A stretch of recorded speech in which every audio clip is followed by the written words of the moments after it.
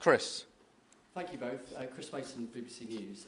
Mr. President, the UK is expected to recognise a Palestinian state in the coming days as the killing in Gaza continues. It often seems that you're the only person that Israel will listen to. What more can you say to them to tell them to stop? And why is the UK's position on a Palestinian state, in your view, wrong? And Prime Minister, what will the recognition of a Palestinian state actually achieve? Is it not just gesture politics to appease people in your own party?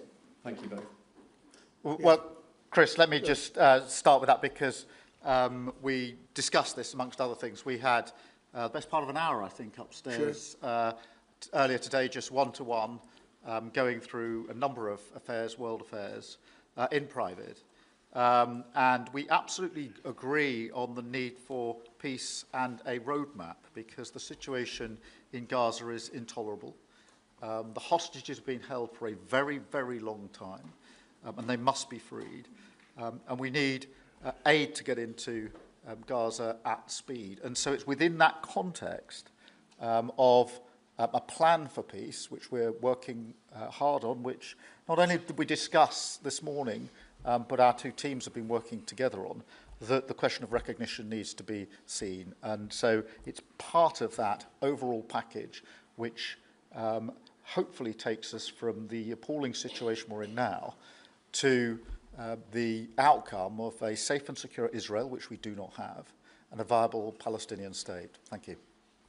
Well, simply, I want the hostages released now, right now, not 1, 2, we'll give you 3 more tomorrow, and, you know, like it's been, but we're the ones that got all the hostages released. We got many, many came to the Oval Office, and I've heard stories like I've never thought even possible.